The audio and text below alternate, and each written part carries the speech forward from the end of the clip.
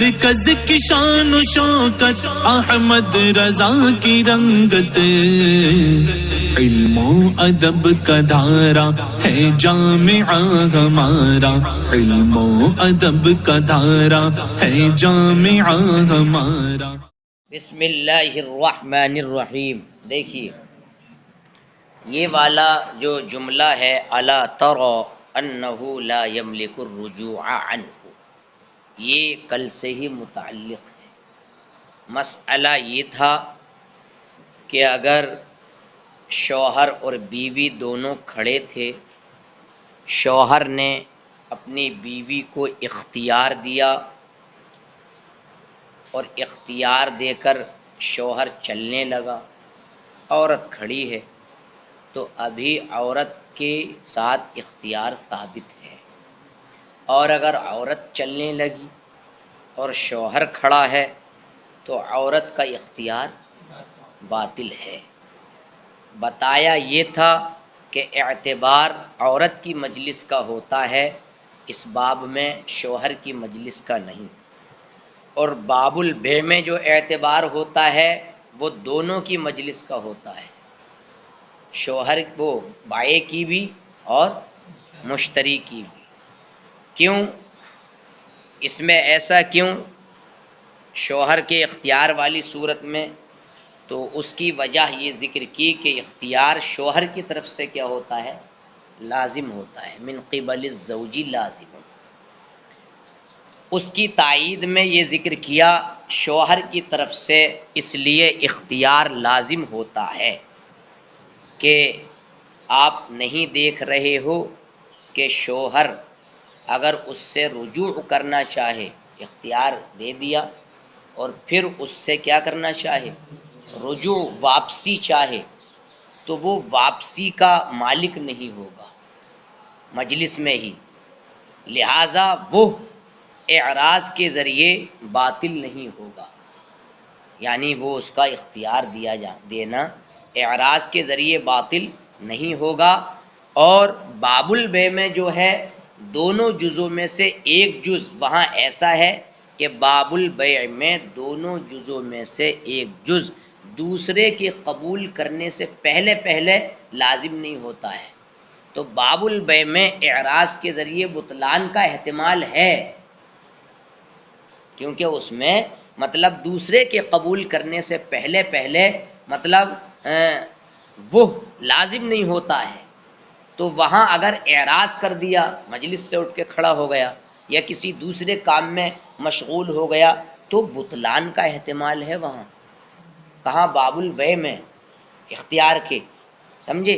لیکن یہاں مطلب جو میاں بیوی کا مسئلہ ہے، یہاں اعراض کے ذریعے بطلان کا احتمال نہیں ہے، تو اس وجہ سے ادھر شوہر کی مجلس کا نہیں بلکہ عورت کی مجلس کا اعتبار، اور باب البیع میں دونوں کی مجلس کا اعتبار ہوگا۔ اس کے بعد ایک دوسرا مسئلہ صاحب کتاب نے یہ ذکر کیا کہ اگر بائع اور مشتری نے عقد بیع کیا، بیع و شراء کیا کشتی میں، دونوں کشتی میں ہیں، اور کشتی میں بعتو کہا، اس نے اشتریتو کہا، تو چاہے کشتی ٹھہری ہوئی ہو یا کشتی چل رہی ہو، چاہے دونوں شطر متصل ہو کر کے نکلے ہوں ایجاب و قبول یا منفصل ہو کر کے نکلے ہوں، تمام صورتوں میں ینعقد، بے کیا ہو جائے گی؟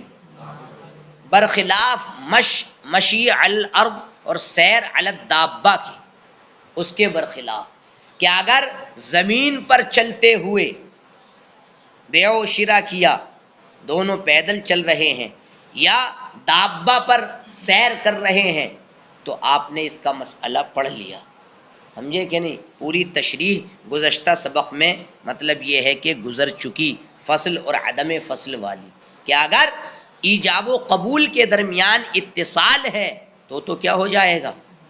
میں منعقد، اور اگر انفصال قلیل بھی ہے، سکوت قلیل بھی ہے تو لا ینعقد۔ تو یہ المشی علی الارض، السیر علی الدابہ، یہ مسئلہ کشتی میں بیع و شراء والے مسئلے کے برخلاف ہے۔ آخر کار دونوں میں فرق کیوں ہے؟ کشتی میں سب حالتوں میں بے کا انعقاد کیوں ہو رہا ہے؟ اس کی وجہ یہ بیان کرتے ہیں کہ کشتی کا جریان، کشتی کو چلانا یہ پانی کے جریان سے ہے، جریان سفینہ بجریان الماء ہے، اس کے اپنے چلانے سے نہیں ہے، لا باجرائہ، یعنی اس کے چلانے سے نہیں ہے، کس کے؟ ہاں جو چلا رہا ہے اس میں کوئی دخل نہیں ہے، بلکہ کشتی کا جریان ماء سے ہے، لا باجرائہ، اس کے چلانے والے کے چلانے کی وجہ سے نہیں ہے۔ اس کی تائید میں ایک مسئلہ یہ ذکر کیا کہ جریان سفینہ یہ جریان ماء سے اس لیے ہے، کیا آپ کو نہیں معلوم کہ جو کشتی میں سوار ہوتا ہے، راکب سفینہ، نہ کشتی کو روکنے کا اختیار اس کے بس میں ہے، یعنی کشتی کو روکنے کا بھی مالک نہیں ہے، وہ جو راکب سفینہ ہے، راکب سفینہ کشتی کو روکنے کا مالک نہیں ہے، نہیں روک سکتا کشتی، اور جب وہ کشتی کو روکنے کا مالک نہیں ہے تو اس کا جریان اس کی طرف مضاف بھی نہیں ہوا، کس کی طرف؟ راکب کی طرف، منسوب بھی نہیں ہوا اس کا چلانا، راکب سفینہ کی طرف اس کا چلنا منسوب بھی نہ ہوا۔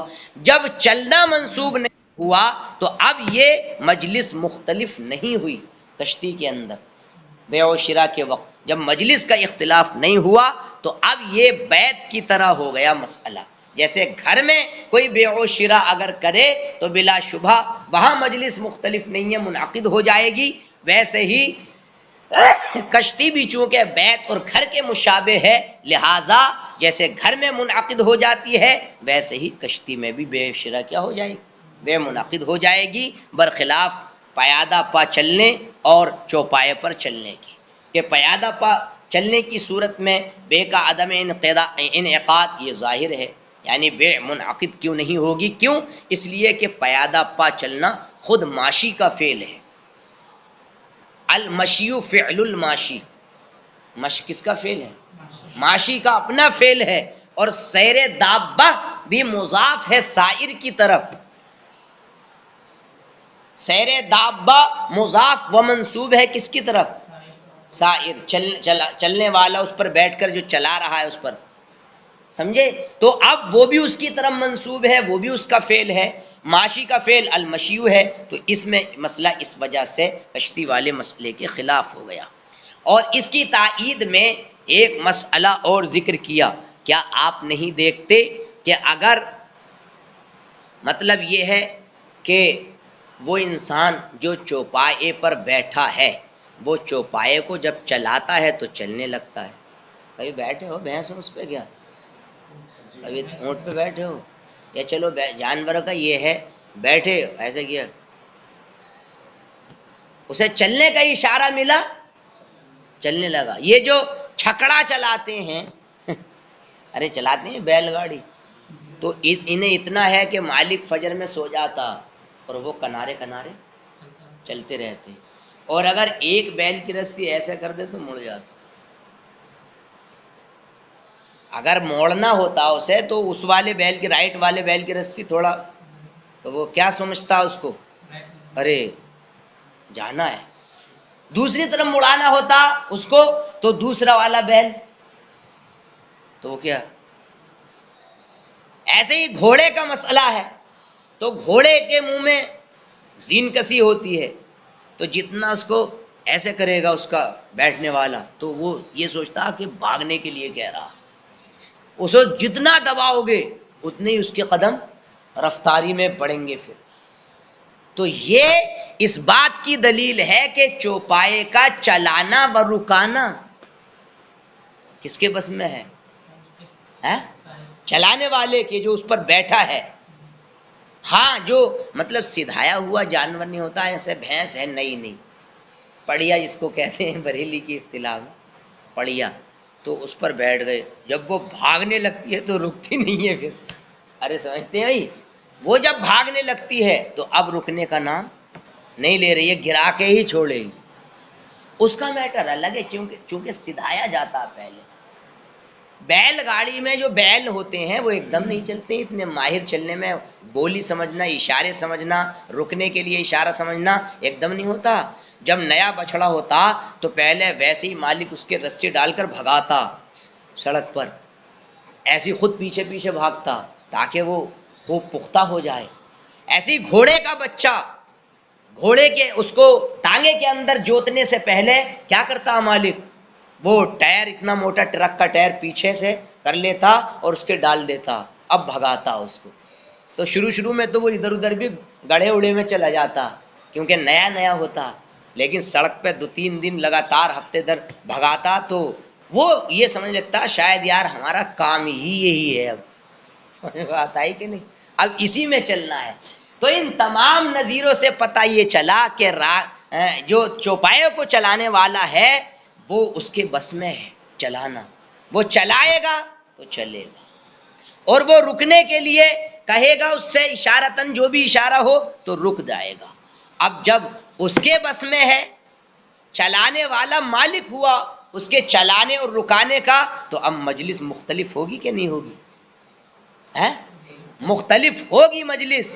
اسی وجہ سے تو اگر سفینہ میں آیت سجدہ کو مطلب جاری کشتی میں آیت سجدہ کو بار بار پڑھا تو اب ایک ہی سجدہ اس کے لیے لازم ہوگا۔ جس طریقے سے اگر ایک گھر میں اس نے آیت سجدہ کو بار بار اس کی تلاوت کی تو کتنے سجدے واجب ہوں گے؟ ایک ہی سجدہ واجب ہوگا۔ ایسے ہی اگر اپنی عورت کو کشتی میں، جاری کشتی میں اختیار دیا تو اب عورت اپنے اختیار پر باقی رہے گی جب تک عورت کی طرف سے دلیل اعراض نہ پائی جائے۔ سمجھ میں آئی بات؟ پہلے اتنا ملا لیں، الا ترى، کیا تم نہیں دیکھتے کہ شوہر اس سے رجوع کا مالک نہیں ہوگا، لہذا اعراض کے ذریعے باطل نہیں ہوگا، اور باب البیع میں 2 شطروں میں سے ایک دوسرے کے قبول کرنے سے پہلے لازم نہیں ہوتا، تو اب اعراض کے ذریعے بطلان کا احتمال اس میں قائم ہے۔ ولو تبایع، اور اگر دونوں نے بیع و شراء کیا، وہما فی سفینۃ، اور حال یہ ہے کہ وہ دونوں کشتی میں ہیں، ینعقد، تو بیع منعقد ہو جائے گی، سواء کانت واقفۃ او جاریۃ، چاہے وہ کشتی ٹھہری ہوئی ہو یا جاری ہو، خرج الشطران متصلین او منفصلین، دونوں شطر متصل ہو کر کے نکلے ہوں یا منفصل ہو کر کے نکلے ہوں، بخلاف المشی علی الارض والسیر علی الدابہ، برخلاف زمین پر پیادہ پا چلنے اور چوپائے پر سیر کرنے کی، لأن جریان السفینۃ بجریان الماء لا باجرائہ، اس لیے کہ کشتی کا جاری رہنا یہ پانی کے جریان سے ہے نہ کہ اس کے چلانے سے۔ کیا نہیں دیکھ رہے ہو ان راکب السفینۃ لا یملک وقفہا، کیا نہیں دیکھتے کہ کشتی کا سوار کشتی کے روکنے کا مالک نہیں ہے، تو اس کا چلنا اس کے راکب کی طرف منسوب بھی نہ ہوا، لہٰذا مجلس نہ بدلی، فاشبہ البیت، تو اس کی مثال کس کی طرح ہو گئی؟ گھر کی طرح، برخلاف پیادہ پر چلنے اور دابہ پر چلنے کی۔ اما المشی فظاہر، رہ گیا پیدل چلنا تو ظاہر ہے کیونکہ یہ اس کا اپنا کام ہے، فعل ہے، ایسے ہی دابہ کی سیر مضاف الیہ، اس کی طرف منسوب کر دی گئی ہے۔ الا تری، کیا نہیں دیکھ رہے ہو، انہ لو سیرہا سارت، اگر وہ چوپایوں کو چلائے تو چلے اور اگر رکائے تو رکے، فاختلف المجلس، تو اب اس کے چلانے سے چلنے سے مجلس بدل گئی، ولہذا لو کرر آیت السجدہ فی السفینہ، اسی بنیاد پر اگر آیت سجدہ کو مکرر کیا جاری کشتی میں، لا یلزمہ الا سجدہ واحدہ، تو اس کو ایک ہی سجدہ لازم ہوگا، کما لو کررہا فی بیت واحد، جیسا کہ اگر اس نے آیت سجدہ بار بار ایک ہی گھر میں تلاوت کی تو ایک ہی سجدہ لازم ہوگا، وکذا لو خیر امرأتہ فی السفینہ وہی جاریہ، یہی حال اس وقت ہوگا جب کہ اس نے اپنی اہلیہ کو جاری کشتی میں اختیار دیا، تو وہ اپنے اختیار پر ہوگی جب تک اس سے کوئی دلیل اعراض نہ پائی جائے۔ یہاں تک بیان ہوا۔ اب اس کی روشنی میں اس پر ایک مسئلے کی تفریع کی جا رہی ہے، اس کو ذرا سننا ہے۔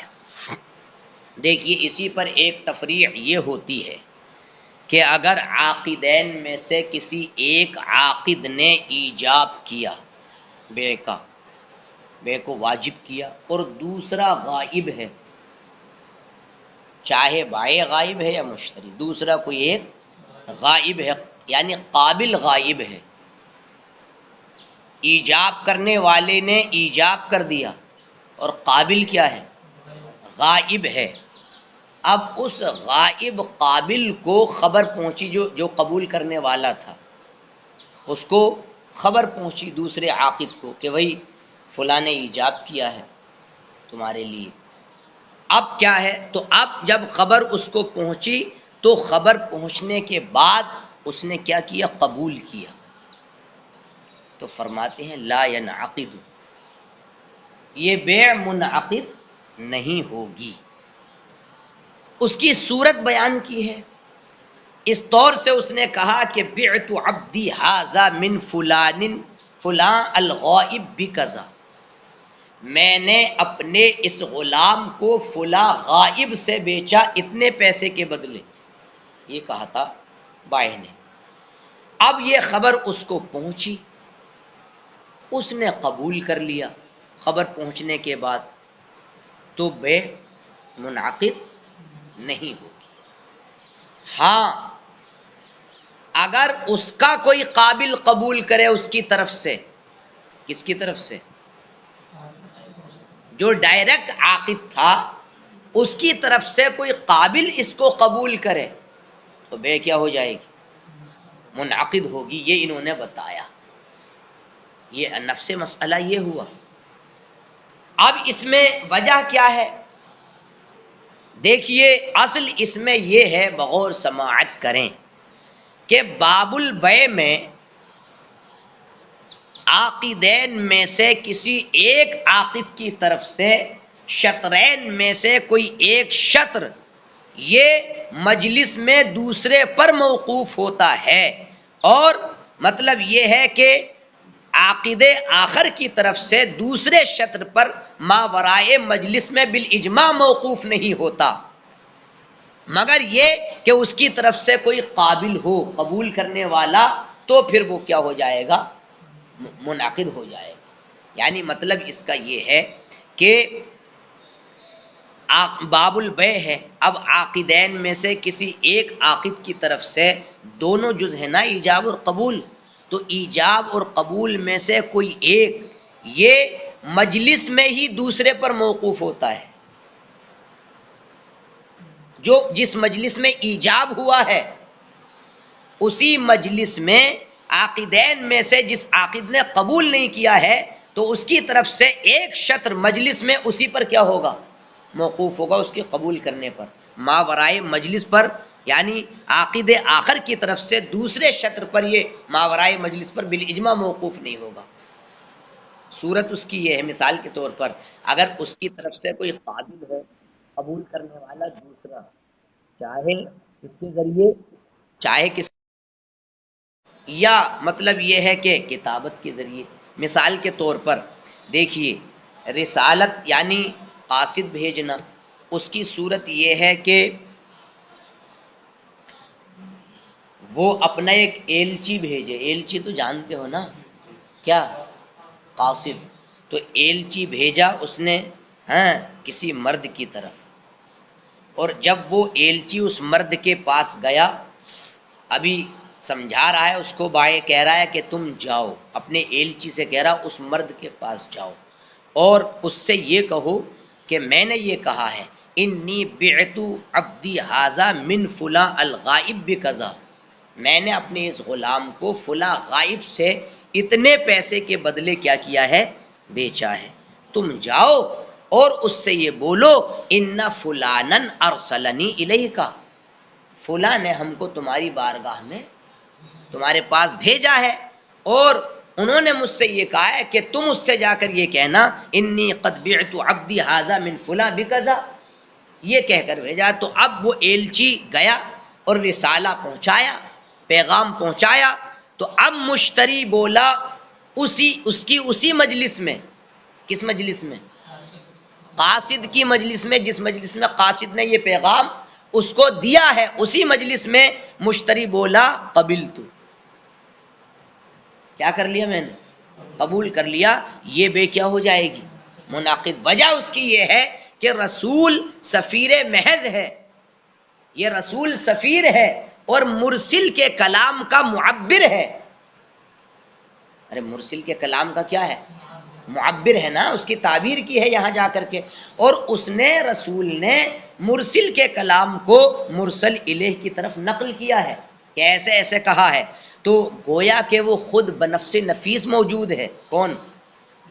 بائے کہہ یہ رہا ہے، مگر راجے کس کی طرف ہو رہے ہیں الفاظ؟ بائے کی۔ گویا کہ وہ بائے خود بنفس نفیس یہاں موجود ہے، اور اسی بائے نے کیا کیا ہے؟ ایجاب کیا ہے، اور مطلب دوسرے نے مجلس میں کیا کر لیا ہے؟ قبول کر لیا ہے۔ تو یہ قابل تک خبر پہنچائی، یہ والی صورت تو بلا شبہ کیا ہے؟ جائز ہے، کیونکہ یہ مجلس یعنی اسی مجلس میں ہے، یہ مجلس بدلی نہیں ہے، تو یہ بے منعقد ہو جائے گی۔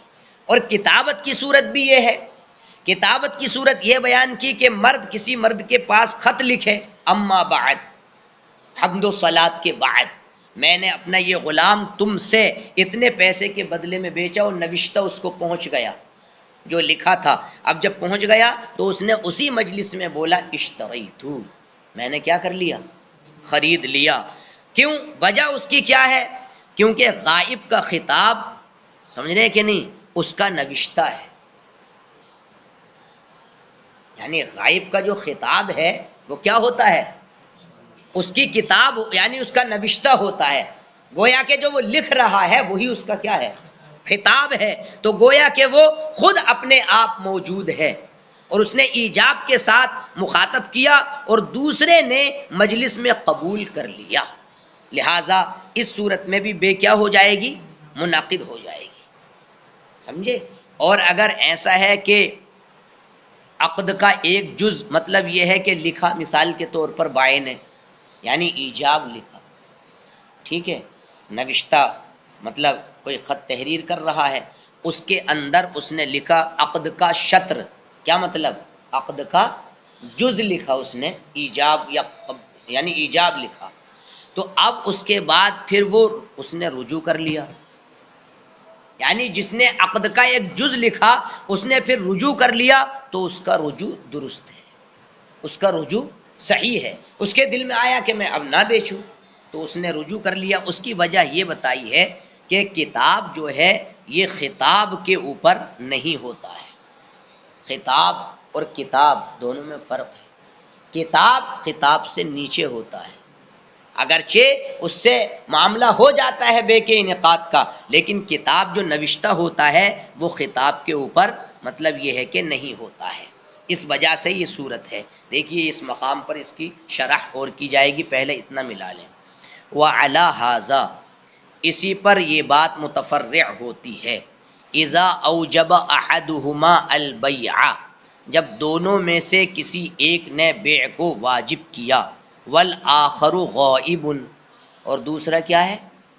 غائب ہے، فبلغہ، بلغ یبلغ کا معنی پہنچنا، اس کو یہ خبر پہنچی غائب کو، فقبل، تو اس نے قبول کیا، لا ينعقد، یہ بے منعقد نہیں ہوگی۔ صورت بتا رہے ہیں بأن قال، اس طور سے کہ کہا، بعت عبدی ھذا من فلاں الغائب بکذا، میں نے اپنا یہ غلام فلاں غائب سے اتنے کے بدلے بیچا، اس کو یہ خبر پہنچی، فقبل، تو اس نے کیا کر لیا؟ قبول کر لیا۔ تو یہ صورت کس میں جائے گی؟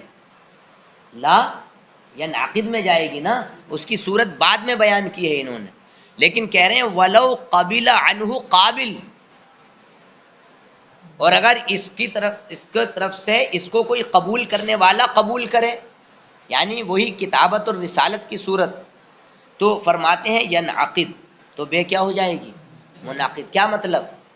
یعنی مطلب یہ غائب ہے، اس کو خبر پہنچی، خود قبول نہ کرے، یہ اس کی صورت کوئی دوسری ہو تو اس کی وجہ سے یہ بے منعقد ہو جائے گی۔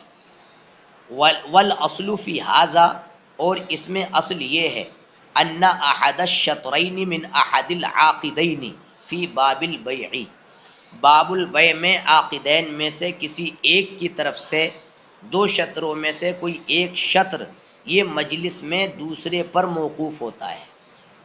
یہ تو بات ہے اپنی جگہ. یعنی کسی بھی عاقد کی طرف سے بے کے دو جزوں میں سے کوئی ایک جز یا توقف علی الآخر، یہ کس پر موقوف ہوتا ہے؟ دوسرے پر. کس میں؟ مجلس بیع میں ہی موقوف ہوتا ہے.